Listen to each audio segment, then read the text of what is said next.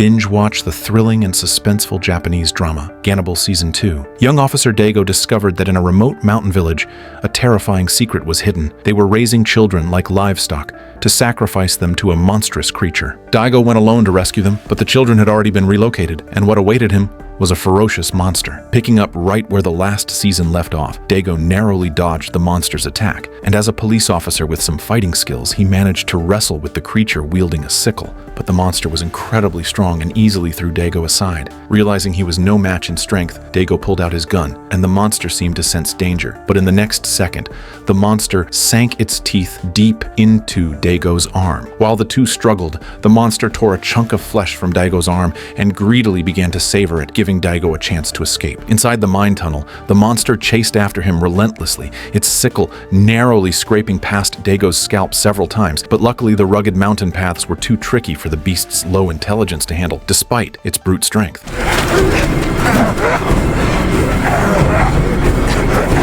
Meanwhile, back at the police station, with no news from Daigo for too long, the chief finally lost his patience and ordered a team to go assist him. At that moment, an unexpected guest arrived. It was Kiyoshi, the village chief of Kouhanamura. It turned out Kiyoshi had married into the Goto family by wedding Ai Goto, the clan leader's daughter. But what he didn't know was that Ai wasn't actually the biological daughter of the clan leader. She had been selected from among the children they raised. 今日からそれもお前の名前じゃ。もう家畜じゃねえ。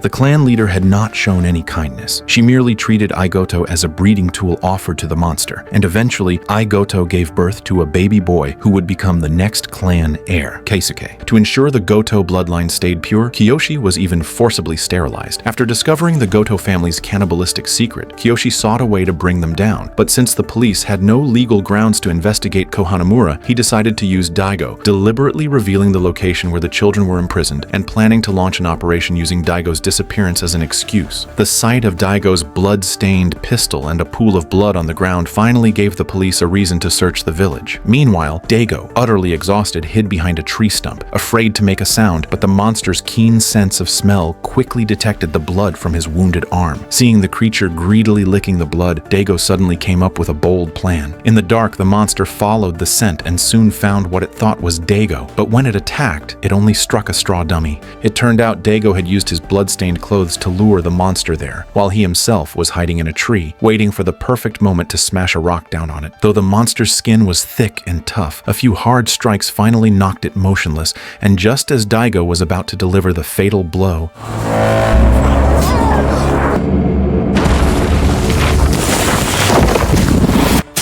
the scene shifted to the next day as Kouhanamura prepared for its festival. Villagers gathered in front of the mountain shrine, waiting for the ceremony to begin, when suddenly the Goto family arrived late, marching in aggressively with hunting rifles in hand, causing the crowd to part in silence. Once everyone had assembled, the head priest announced that, due to his old age, he intended to pass the position on to his grandson Munechika, who would also preside over this year's ceremony. But at that moment, someone noticed that their young leader, Keisuke, was nowhere to be found. The scene then shifted to Keisuke driving to an abandoned shack, pulling back a tattered tarp, revealing his girlfriend Sachiko hidden inside. Sachiko was the daughter of Officer Osamu, who had been murdered after uncovering the Goto family's dark secret, but she and Keisuke still stayed together. Since Sachiko discovered she was pregnant with Keisuke's child, she chose to return to the countryside. Keisuke didn't want his child to grow up cursed like he had, forever denied a normal life. But Sachiko insisted on giving birth to the baby, and even when Keisuke pressed a gun to her belly, she did not flinch. Her unwavering determination shook Keisuke deeply, and he held Sachiko tightly, begging her to leave this cursed place with their child and never look back. At that very moment, そりゃいけんじゃろ、圭介。 It turned out that outside the shack, others had been eavesdropping for quite some time and had overheard the news of Sachiko's pregnancy, meaning the next heir to the Goto family bloodline was already growing inside her, and Keisuke's plan to have her terminate the pregnancy was seen as an act of betrayal to the family. Facing accusations from his clan members, Keisuke explained that Sachiko's father, Osamu, was a police officer who had conflicted with the family, which caused his hesitation about allowing her blood to mix into the Goto lineage. But now, he declared, he had made his decision. They would keep the child. 警察来とるで。はよ。 At that moment, several police cars rolled into the village, clearly coming to root out the Goto family once and for all. Yet Keisuke showed no fear, as Kanemaru, smiling warmly, explained that they had received a report that the village's number of hunting rifles didn't match their official records, so they needed to collect and inspect them all. Seeing no way around it, Keisuke ordered the villagers to bring out their firearms. The police quickly began searching the residents' homes. Sure enough, they uncovered numerous unregistered rifles, but finding illegal guns alone wouldn't be enough to completely take down the Goto family. Just then, Kanemaru noticed that even though the weather was dead still, the smoke from his cigarette drifted steadily in one direction. Following the smoke, Kanemaru pulled aside thick vines and discovered a hidden area. Could it be that the missing children had been moved here? But aside from some strange talismans stuck to the walls, Kanemaru found nothing unusual. Iwao explained that this place used to be where the Goto family carried out secret punishments, but ever since the village moved toward modern civilization, it hadn't been used for decades. But Kanemaru said he smelled fresh excrement, and seeing the nervous expressions around him, he grew even more suspicious. Kanemaru's strange actions left everyone confused, but suddenly, Iwao realized that he might not actually be searching for something, but rather trying to distract them. The scene shifted, and Daigo, who had fallen into the river, luckily survived, as he was rescued by Munichika, who happened to be passing by. The ground littered with bones before them was the very place where the Goto family had once performed human sacrifices. In the past, during times of famine, they were forced to kill and eat a few children regularly, just to survive. But even as times changed and hunger became a thing of the past, the horrifying tradition persisted. Munichika had long dreamed of eradicating this cannibalistic family, and now the opportunity had come because someone had secretly told him where the imprisoned children had been moved. 誰に頼まれたんですか？圭介です。 Meanwhile, realizing something was wrong, Iwao tried to lead his men away, but the police had already sealed off the area, and the tension between the two sides grew thicker by the second. Kanemaru even mocked them, calling the previous clan leader, Gin Goto, nothing but a crazy old woman. Just then, they heard shouting voices in the distance. It turned out Makoto had drawn a rifle and intended to go down fighting against the police, but this was exactly what the police had been waiting for, and the standoff instantly erupted into a bloody battle. With that person joining the fray, the police suffered heavy casualties, and the battlefield quickly turned into a one-sided massacre, with that person greedily feasting on fresh blood. Faced with this brutal chaos, Keisuke stood by helplessly, his face full of frustration. Suddenly, a scream pierced the air, and sensing something was wrong, Keisuke rushed toward Sachiko's room. Thankfully, Sachiko was unharmed. It turned out that Kiyoshi, wanting to completely cut off the Goto bloodline, had intended to kill not only Keisuke but also the unborn child. However, his terrible aim gave Keisuke the chance to tackle him to the ground. An enraged Keisuke could not understand why his own father would want him dead. 死なんぞつながっとらんわ。なんじゃそれ。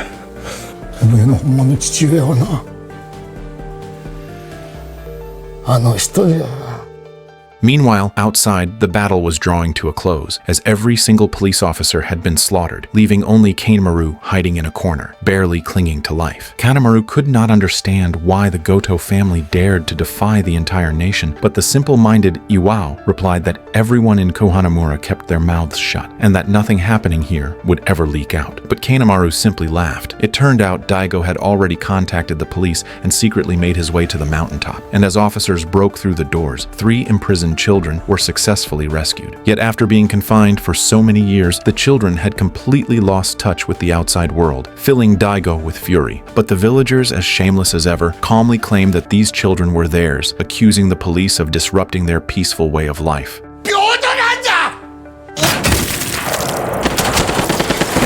Under the villagers' heavy fire, the police could barely lift their heads, but suddenly the gunfire stopped, and a man dropped down from the ceiling to assess the situation, while Daigo was left with just one final bullet in his gun. Still, he charged out and engaged the villagers in hand-to-hand combat, and thanks to his superior skills, Daigo quickly gained the upper hand. But outside, the Goto villagers had surrounded the remaining police officers, leaving them trapped with little hope of holding out much longer. Seeing the man aim his gun at the child, Daigo fired his first fatal shot, then stood there in a daze. But as he watched his comrades fall one by one, even seeing the police chief gunned down, Daigo could no longer suppress his rage and swiftly wiped out the attacking villagers.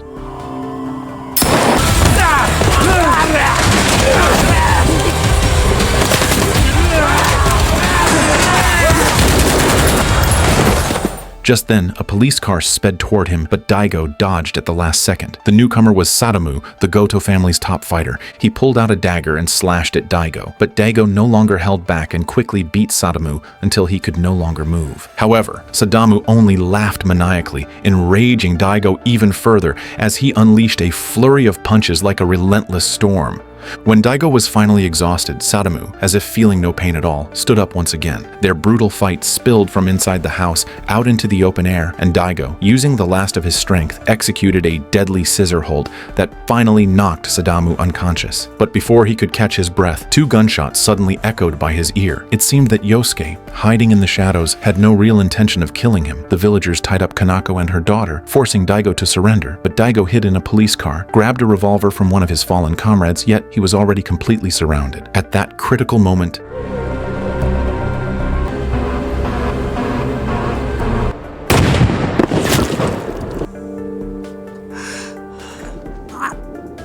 the scene shifted, showing the bodies of the fallen police officers piled high and drenched in gasoline, quickly engulfed in flames, a grim battle that had also cost the Goto family dearly. Keisuke looked around at the sea of corpses, unsure how to face what came next. Soon, the surviving police officers regrouped at the mountaintop with Daigo, and the remaining Goto villagers were taken into custody, though Sadamu, having regained consciousness, managed to escape into the mountains. Fortunately, the police chief had been wearing a bulletproof vest and survived. Just then, Yosuke walked out with his hands raised amid the curses of the Goto villagers, and Daigo realized that without Yosuke's help, he would already be dead.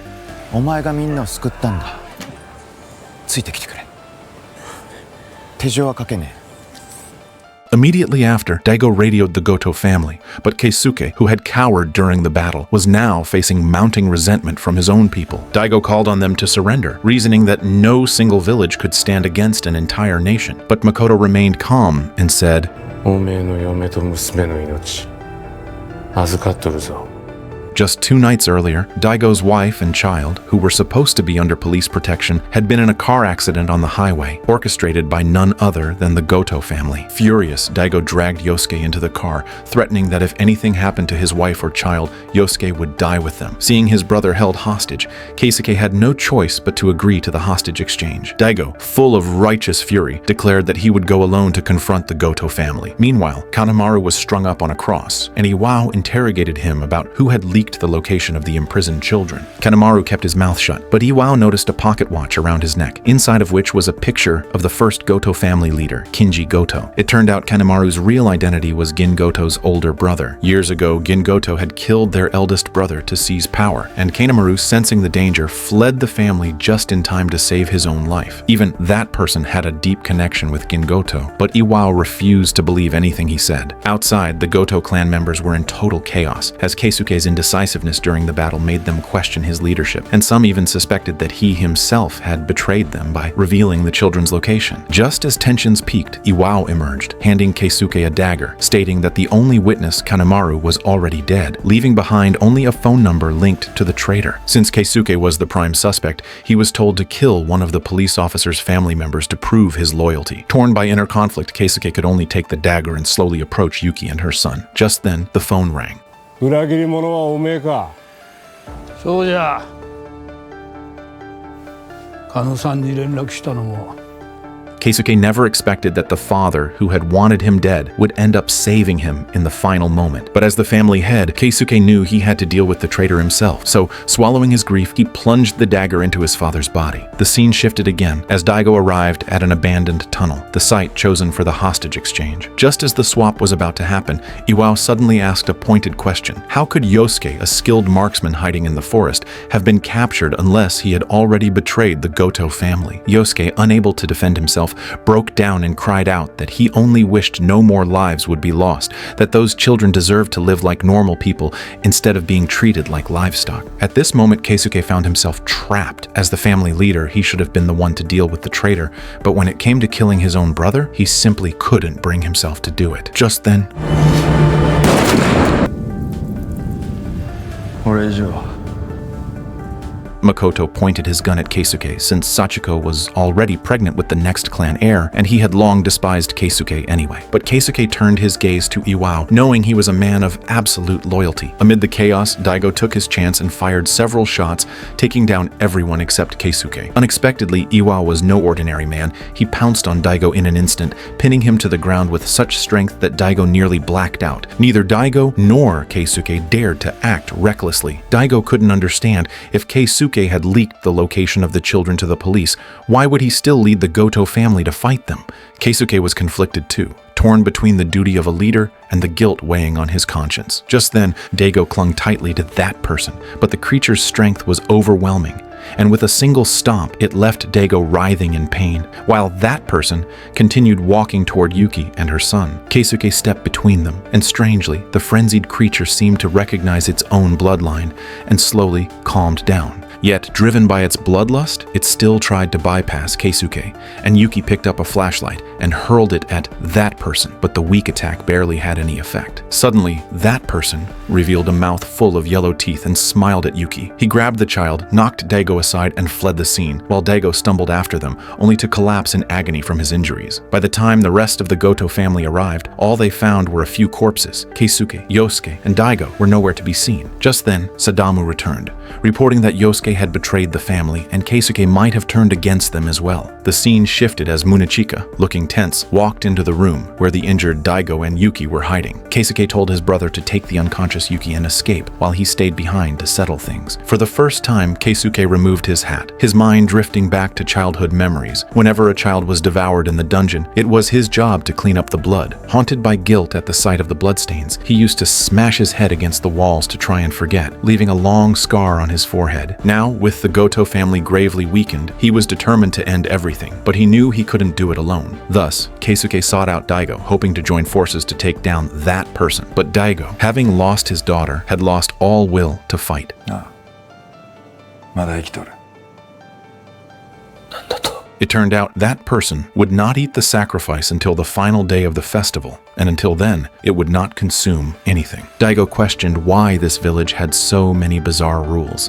As soon as he spoke, the old head priest Masamune Kamiyama appeared, ready to reveal the true origin of that person. He began recounting the history from 75 years ago, when the country had not yet entered the age of law, and the Goto family's brutality was even worse than now. After Kinji Goto murdered his own father to seize the family leadership, it triggered the beginning of the cannibalistic traditions in Kouhanamura. During a nationwide famine, while others starved, the Goto family lived in luxury, leveraging their dominant position. Masamune and his father, Yoshimune, visited Kinji Goto after hearing disturbing rumors about the sudden death of the former clan leader and the absence of any formal funeral conducted by the shrine priests. まさか、強盗はほんまに人間食うてんのか。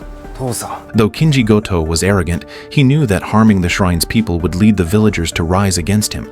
And Yoshimune also wished to avoid disaster, so through the shrine's mediation, both sides maintained a superficial peace. As they prepared to leave, Masamune spotted a breathtakingly beautiful young woman. It was Gin Goto. Because of her exceptional beauty, Kinji Goto treated his own sister as a tool to vent his desires, causing Gin Goto to be scorned by the villagers and even treated like livestock. That afternoon, while gathering herbs, Masamune found Gin standing alone by the river, and seeing the wound on her forehead, he offered to fetch medicine, but Gin asked to speak with him privately, and so Masamune took her to the sacrificial cave. There, Gin confided the years of inhumane abuse she had suffered, a revelation that filled Masamune with righteous fury, only for Gin to suddenly kiss him. Overcome by youthful passion, Masamune could not resist, and after an intense emotional encounter, Gin revealed the truth about her origins. She was not Kinji Goto's biological sister, but the child of a prostitute with no known father. Both Gin and her mother had been treated like livestock, with her mother ultimately offered up as a live sacrifice to the mountain god. Their meetings became more and more frequent, and eventually their relationship was discovered by Yoshimune. Yoshimune forbade them from seeing each other again. Still, Masamune and Gin made a vow to elope during the festival. Gin kept her promise and came to him, revealing shocking news: she was pregnant. Originally planning to escape, Masamune changed his mind for the sake of the unborn child, vowing to stay and reform Kouhanamura. He named the child Shirogane, hoping he would grow up in a clean and pure world. Just then, a villager arrived, urging Masamune to attend the festival. But upon hearing about Gin's pregnancy with Kamiyama blood, he raised a hoe to kill her. Masamune rushed to intervene, and a fierce struggle broke out, with Gin grabbing a hoe to defend herself. The noise soon attracted a mob of villagers who viciously beat Gin, yet she only laughed wildly as if releasing all her life's bitterness. Yoshimune intervened, suggesting that instead of killing her there, they should offer her to the mountain god to pray for good fortune. Masamune could hardly believe such cruel words came from his own father. He struggled desperately but could only watch helplessly as Gin was dragged deep into the mountains.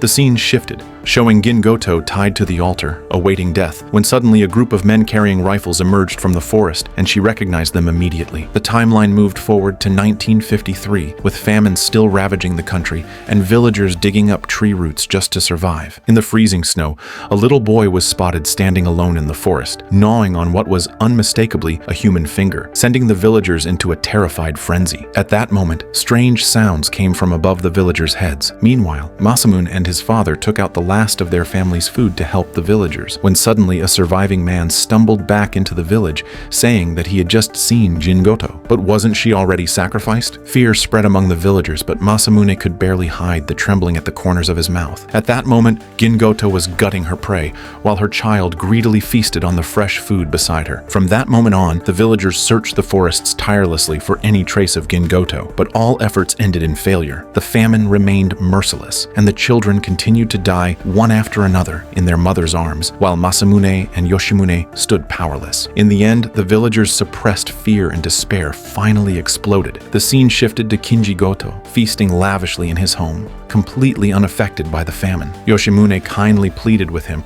hoping he would be generous and help the villagers, but Kinji Goto not only flatly refused, he even suggested that the people of Kouhanamura should learn from the Kashihabe tribe and use the bodies of those who starved to death as food. It turned out that the Kashihabe tribe had originally been part of Kouhanamura, but during a famine, they secretly ate the children who were meant to be sacrificed to the mountain god and were expelled from the village, becoming bitter enemies ever since. At that time, the Goto family had tried to defend the Kashihabe tribe, and because of this, they were suppressed by the villagers for many years until the previous family leader rose to power and finally reversed their status. The Goto family harbored a deep grudge ever since, viewing the ordinary villagers as mere livestock, trampling them without mercy. Meanwhile, after learning that Gin Goto was still alive, the love-struck Masamune went to the sacrificial cave every day, hoping she would return. One day, Gin Goto did reappear, with a child by her side. Masamune was overjoyed, and although he had originally planned to flee the village, he decided to stay and change Kouhanamura's fate. あんたに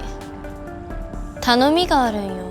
But the next morning, the area outside the shrine was filled with furious villagers planning to seize the Goto family's food stores. Yoshimune once again urged everyone to endure a little longer, but Masamune could no longer tolerate his father's cowardice, believing that continued submission would only lead to their destruction. At that moment, the villagers captured Kinji Goto's sister and marched toward the Goto family estate in full force. Masamune believed he could bring change for the villagers, but he had already fallen into the revenge trap Jin Goto had carefully set. When they reached the Goto family home, the family casually threw out a few bags of rice, and immediately the villagers wavered, their once burning rage extinguished, leaving Masamune seething with frustration. Just then, a gunshot shattered the silence as Kinji Goto fired to protect his family, sparking a full-blown war. Outnumbered, the Goto family was quickly overwhelmed, and even Kinji Goto suffered multiple stab wounds.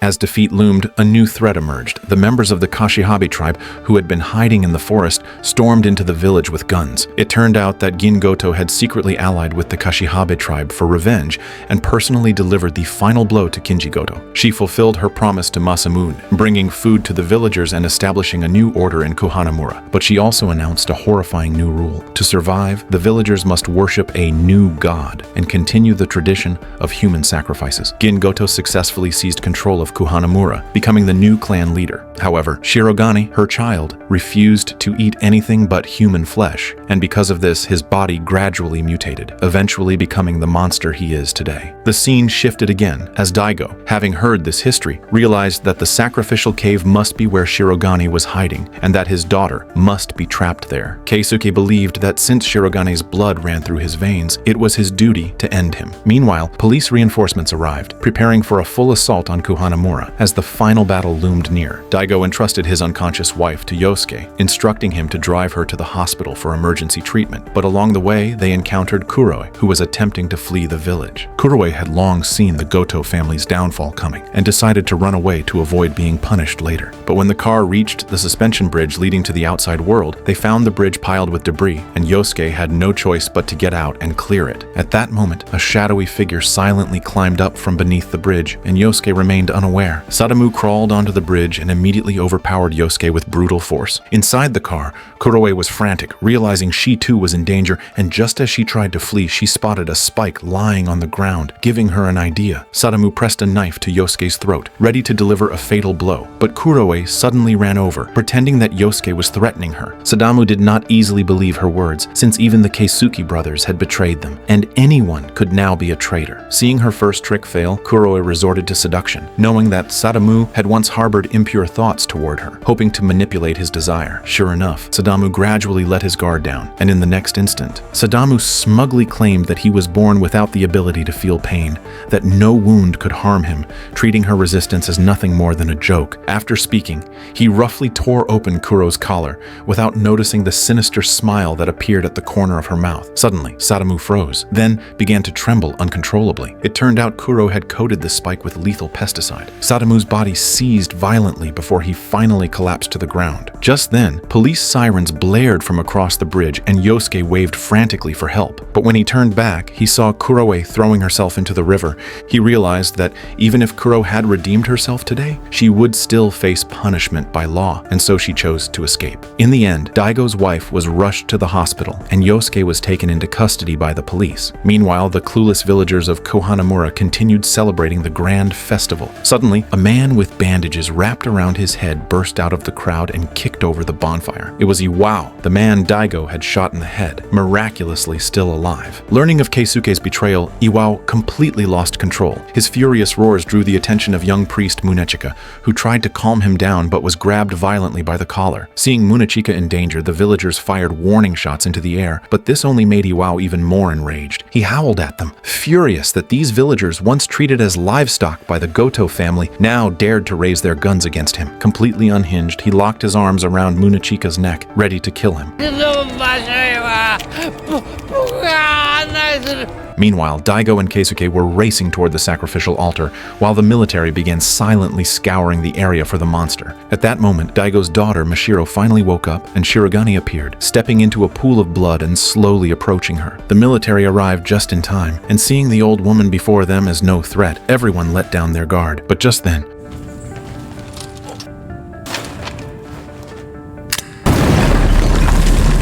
on the other side, Shirogane did not harm Mashiro, but instead leaned in and sniffed around her. Mashiro showed no fear, and even offered him a piece of candy, which Shirogane slowly placed into his mouth, seemingly savoring a taste that was no worse than flesh. Daigo and Keisuke rushed to the scene, and seeing Shirogane inching closer to his daughter, Daigo frantically urged Keisuke to shoot.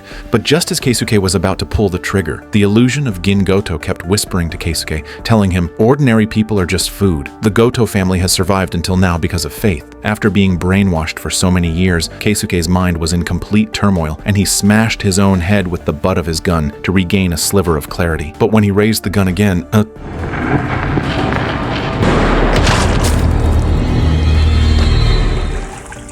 At that moment, Iwao stormed in with the remaining Goto clan members, and seeing their revered god being killed by Keisuke, they immediately turned their guns on him. Keisuke seemed to lose all his strength, collapsing to the ground and waiting for death to come. Meanwhile, Shirogane, on the verge of death, staggered toward the clan, muttering the words, "Stay alive," over and over again. Then he walked to Keisuke, seeming to sense their shared bloodline, and showed a rare, gentle smile. In that moment, Shirogane finally revealed something resembling human emotion. Perhaps, just as Masamune had said, Shirogane was nothing more than a cursed, pitiful soul. As if unable to feel any pain, Shirogane tore a piece of scalp from his own head and calmly chewed it, then shoved his fingers into his mouth as if he intended to devour himself. Standing aside, Masamune Kamiyama understood Shirogane was sacrificing himself to finally end it all. Finally, the pitiful madman knelt before Keisuke and breathed his last breath. The Goto clan members gathered around to solemnly see off their god's soul. But Iwao had no intention of letting it end there. He suddenly stepped forward and violently split Shirogane's skull in two. In that moment, Iwao finally realized that he had been completely brainwashed by Gingoto's faith, and that this so-called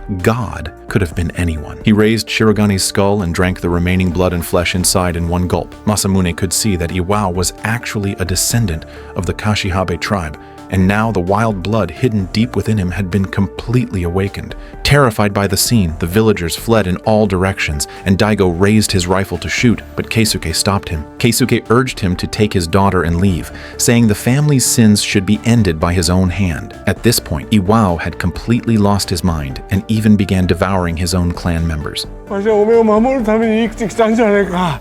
約束が違えじゃろう。 Protecting Keisuke had been the final mission left to Iwao by Gingoto, and now that Keisuke had turned his gun on him, Iwao's mind utterly collapsed. Suddenly, Iwao's eyes turned ghostly white, and his body began to mutate, transforming completely into a monster in the next second. He grabbed Keisuke's rifle and snapped it in half with his bare hands. At the critical moment, the remaining Goto clan members rushed forward together and barely managed to separate Iwao from Keisuke for a short time. But ordinary people were no match for Iwao's strength, and Keisuke, throwing himself forward, tried desperately to awaken Iwao's consciousness, only to be thrown several meters away. Perhaps feeling that he should take responsibility for Iwao, Keisuke chose not to resist and even stopped the villagers from opening fire. But Iwao, completely devoid of reason, lunged at him. The scene shifted to Daigo, driving a truck at full speed toward the hospital with his daughter. Suddenly, a frantic woman ran into the road and stopped him, asking desperately if he had seen her son. It turned out that the villagers of Kouhanamura were preparing to launch a counterattack, and her son had gone to the scene. The woman begged Daigo to help save the child and bring him back. As a police officer, protecting the people was his duty. Should he go to save lives or rush to the hospital? Daigo gave the choice to his daughter. Mashiro encouraged her father to fulfill his duty as a police officer. Daigo entrusted Arashi to the woman and then drove toward the Goto family estate. Meanwhile, Yuki's condition took a sharp turn for the worse, and the hospital was making every effort to save her. On the other side, the villagers of Kouhanamura, armed with weapons and torches, surrounded the Goto residents, determined to wipe them out completely. The flames roared high into the sky as they intended to burn the entire mansion to ashes. Fortunately, there were secret passages inside the house, and some people managed to escape through the back door, leading the pregnant Sachiko away. But the villagers had already ambushed the rear, and under a hail of gunfire, Sachiko ran for her life. Shockingly, the villagers even aimed their guns at the children, intending to kill them too. At the critical moment, Daigo arrived just in time and tackled the man to the ground, and Sachiko also took the opportunity to escape through the front gate. The man raved madly, shouting, "Even if the military crushes us, it will only create another Goto family to rule over Kouhanamura." But seeing the Goto children standing side by side with the children of Kouhanamura, he realized that maybe only by letting go of hatred could a true future be born. Daigo swiftly subdued the rioters one by one. The scene shifted again, showing Keisuke exhausted, while Iwao bit down fiercely on his arm, his eyes devoid of any humanity. Keisuke finally made up his mind and no longer hesitated. With a powerful strike, he personally ended Iwao's life. Masamune slowly stepped out from the shadows, tears streaming down his face as he looked at Iwao's body. Seeing the bloodline of the Kashihabe tribe finally come to an end, he felt that his lifelong wish had finally been fulfilled. But when the final thread in his mind snapped, he too fell into madness. At that moment, soldiers descended from the skies and surrounded the area. Keisuke raised his hand and stopped all resistance, and thus the Goto family was completely destroyed. Back at the camp, Sachiko, having escaped, rushed forward and threw her arms around Keisuke's battered body. She told him that she had decided to give birth to the child and would wait for him to return from prison. In that moment, they finally let go of all their fear and sorrow, wanting only to hold on to the small glimmer of light and hope in this cruel world. Meanwhile, Daigo finally reached the hospital, and miraculously, after all-out efforts, his wife woke up. Soon, the secrets of Kouhanamura were exposed by the media, and every villager involved in murder and cannibalism faced harsh legal punishment. And Keisuke did not shy away from responsibility, taking most of the blame upon himself and calmly accepting judgment. He knew that this was not only an explanation to the deceased, but also a way to pave a clean path for the future. When he was finally released from prison, what greeted him was the sunlight, the wind, his waiting lover and child, and a brand new world.